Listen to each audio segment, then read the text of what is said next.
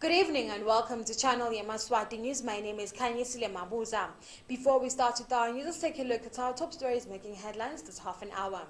The acting Prime Minister, Senator Themba Masuku, has announced that government has put aside 200 million emalangeni to vaccinate the whole population of the kingdom. A sickly elderly woman at Lubugu is asking for assistance after the most important house at her homestead was gutted down by fire. And finally, two neighbors at Dvogolago area do not see eye to eye following a feud over land. And now the news in detail. The acting Prime Minister, Senator Themba Masuku, has announced that His Majesty's government has set aside 200 million emalangeni that is going to go towards the COVID-19 vaccination for the entire population of the kingdom. We have a report. Government updated on its progress in the fight against COVID-19 in the country. The Deputy Prime Minister, Senator Themba Masuku, stated that government is beefing up the staff for nurses and medical practitioners, following that they have seen a gap in that regard.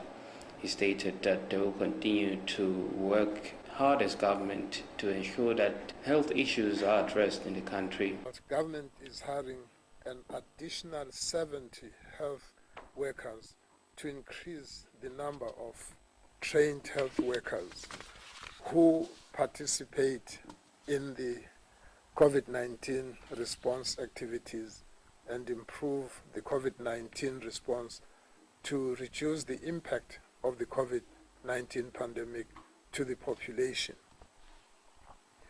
The new staff to be engaged includes health workers who have recently graduated from health training institutions in this country. It is apparent that because of high numbers, the health system is stressed, particularly for critical and severe illness, where people need additional support and oxygen. Efforts have been made to double local production of oxygen in December 2020. However, this is not enough as the demand is very high. We are dependent on supplies also from neighboring countries. We have enough ventilators, but these need to have volumes of oxygen as well. Critical care spaces have been created in nearly all hospitals in the country, both public and private. We are working together and sharing resources such as ventilators and oxygen. Government supports private hospitals with these commodities as much as is possible. He stated that they are progressing well on the issue of securing a vaccine. With regard to the COVID-19 vaccines, the country is part of the COVAX facility that is coordinating the availability of vaccines to low and middle income countries that have signed up to this facility. The COVAX facility will coordinate the choice of vaccines to be made available, from which countries will select the one they will be using. The Kingdom of Eswatini is in the process of preparing for the implementation of a nationwide program of effective vaccination against COVID-19. Government will set aside a budget of at least 200 million emalangeni towards securing COVID-19 vaccines at volumes sufficient to vaccinate all the people of Eswatini. Our development and cooperating partners have also joined forces, and some have already pledged support towards this noble exercise. These include the Republic of Taiwan, which has graciously committed $500,000 towards the procurement of additional COVID-19 vaccines. The Minister of Health stated that some of the doctors resigned and that left a gap in the ministry. bantu banema-opportunities lamanengi. So kulo 690 kukhona la sebaresignile bahamba. Lo 70 akakhona uvala leto tikhala but akavali tona. Vele ufaka tandla letinsha besivele sithi dzinga. Lekusho ukuthi siyengeta nje solo siyaqhubeka siyabuka siyaqhubeka siyabafuna ikakhulu laba experience nangabe siyabathola vele sitawubaqasha. Ngile nombolo letholakele kwamanje. Sisetawuqasha sibuke laba la leku-replacewa naba lesebathole ema-greener pastures. For Channel Yemaswati News, I'm Linda Shongwe with Judy Samamba, Cabinet Office, Mbabane. The SONKHE Church of the Nazarene today made a presentation of a house that was built for Gogo Trifina Dlamini at Hlane. Dlamini was living in a very inadequate house where she needed this help in a dire situation. Today, the SONKHE Church of the Nazarene made a handover of a brand new house to Gogo Trifina Dlamini, who resides around the same area. Dlamini has been living in an inadequate house on the same compound. We conducted an interview with Reverend Elman Mazibugo, who is from the SONKHE Church of the Nazarene, who stated that they tried, as a church as small as they are, with the assistance of the Member of Parliament, who donated maybe 90% of the material.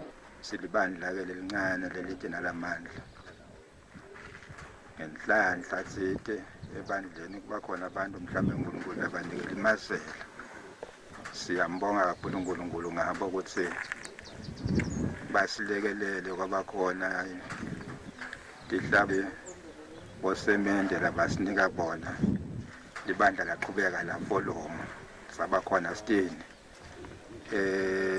siyambonga kakhulu uNkulunkulu ngiyabheka nje ukuthi siyambonga uNkulunkulu ukuthi ebandleni sibe khona mhlambe nabantu abadala njengabo MP labathi nabakhona nabo bafaka limasela lelikhulu cishe nje ngidawuthi 90% oqhamuka kuye umuntu omdala lesinaye la losimelele eParliament. Siyambonga kakhulu uNkulunkulu ngaye ukuthi siyathandaza uNkulunkulu amsithe lo moya lana uqhubeke ube khona. Mr. Semmalambe, who is the Buchopo of Hlane Umphakathi, also expressed his utmost appreciation on behalf of the constituency to the church. uNkulunkulu amuhle wabathinze kabazalwane baseNazarene ebandleni laseHlane basukumela eTulo sibonga nje ukuthi nayo region yaselibonjeni bayo nabo bathinzekile balivumela libandla balisupporta ukuthi lingawenda lo msebenzi lomuhle kangaka bokonyalo sodawulala endlini lenhle sodawulala kahle noma ngabe kunetiphepha angasathuki itanya njengoba lapha suka khona nje bekuthi makunesiphepho vela ngalizala kepha kenyalo sophilile siyethemba ukuthi nasemtimbeni utawuphila. Gogo Trifina Dlamini expressed her utmost and deepest appreciation to the church and to the constituency for such assistance. She concluded by urging Yemaswati to assist her build a toilet because they use unnatural ways of relieving themselves. Bonga kakhulu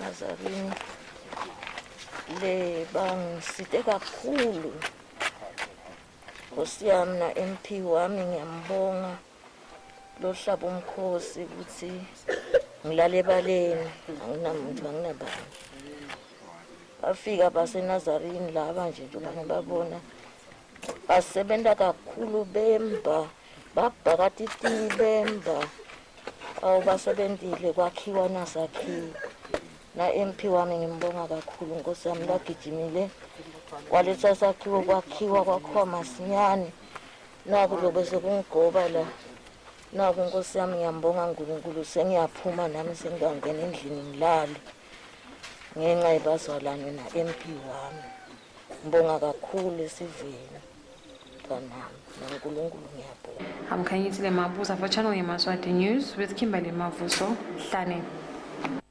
Bishop Dr. Nesh Shongwe of the Divine Healing Ministries has said that the verse of the year 2021 is in Psalms 23, stating that those who trust in God will never be in need. Today, one of the branches, which is located at Nhlambeni, where he rendered the message of the year 2021.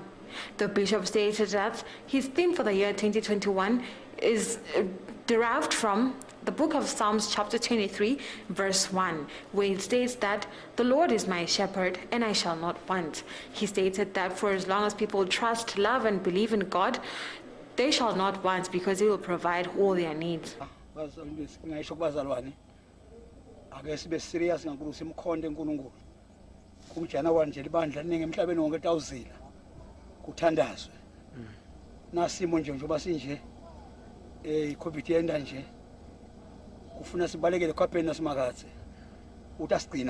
Pastor Zanele Shongwe, who is the wife to Dr. Nes Shongwe, also reiterated the same words and stated that Yemaswati should make sure that they keep their love and trust in the Lord.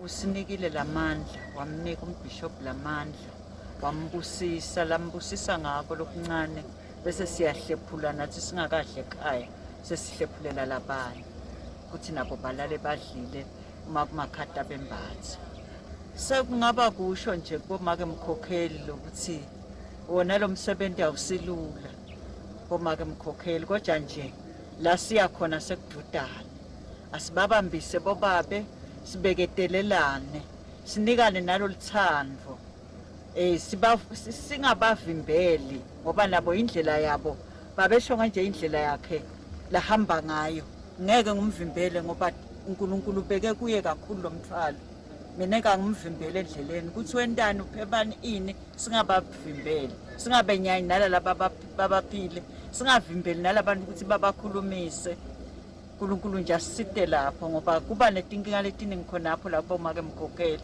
umbona saswaca uma babakhuluma nalomunye umuntu akhokha imali esipajini amnika asibabambise. For Channel Yemaswati News, I am Kanyisile Mabuza in a report compiled by Kerry Carlos Nhlambeni. Gogo Ngwenya, who resides at Lupugu in the Lubombo region, is asking for assistance following that her most important house in the homestead was gutted down by fire. She is left very sickly and her husband deserted her as he is currently renting a flat somewhere around the community. One of the houses was gutted down by fire at Ngwenya homestead that is located at Lupugu under Malinza in the Lubombo region. The fire was started by a candle which Gogo Ngwenya, who lives at the homestead, had lit and then fell asleep on her sponge. It is stated that the candle then fell on the sponge and caught and started a huge flame which destroyed everything that Gogo had. The Member of Parliament at Eswatini constituency, Honorable Mduduzi Makakula, paid a visit to the homestead, and to his despair he found that Gogo Ngwenya is critically ill. It is stated that her husband is also not very useful because he left the home and abandoned her and the children to go and rent a flat around Malinza area.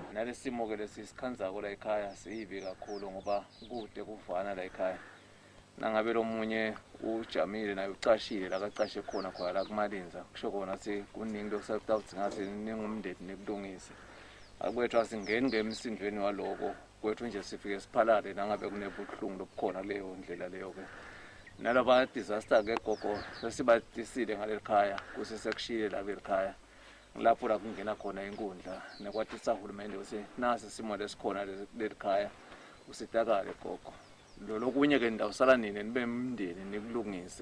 We then spoke to her daughter-in-law, who stated that life at the homestead is not very sweet, as her father-in-law is a very problematic person who does not make their lives easy.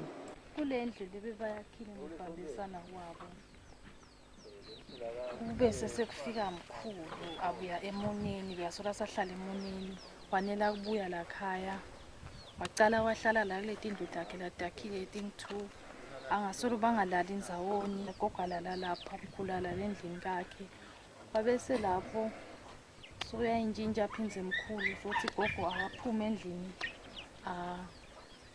atibonela la endlini waphuma gogo wahamba ola endlini yabamfa bakhe ude nje longena kona la endlini yakhe lendlu yamkhulu nangakhanza nje kuvulekile ungasuka umsimbo uyetulu kude nje la kufuna konje vele la khaya wonke futhi lokhona uyamxosha uthi akahambe noma that's why kude ngisho umphana kunabo batukulu gogo baningi batukulu bakhe bamfa bakhe laba.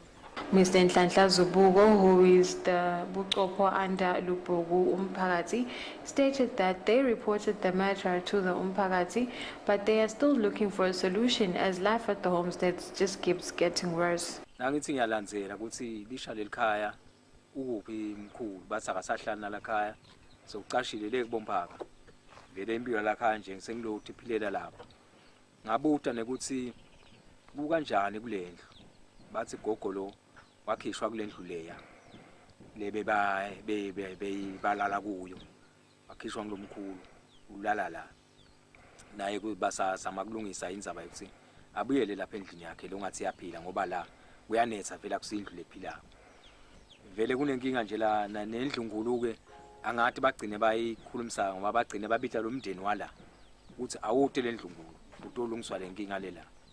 The members of the constituency then urged the party at large that any good Samaritan who may have anything to contribute to the family come forward. I'm Kanyisile Mabuza for Channel Yemaswati News with Kimberly Mavuso, Lupogo.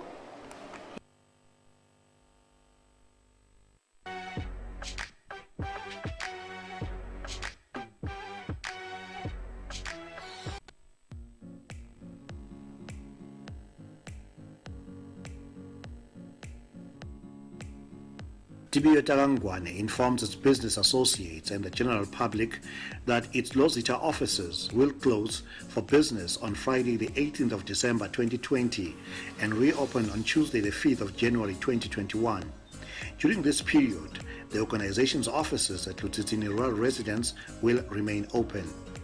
The main committee, management and staff wish the nation a peaceful, joyous and safe Christmas, Inkwala and a prosperous New Year.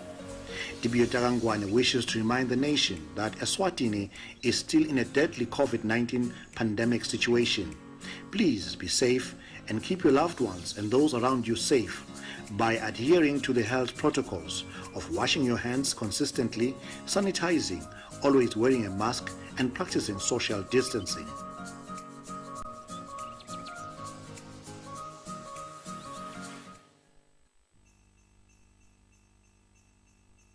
Lidlela Ndongeni ENPF lathi sasive nalabo labathinzekako ukuthi sitobe sivalile ku onke emahhovisi ethu nalawo langaphandle. Sitobe holiday Christmas sivala mhla ka 20/12/2020. All our branches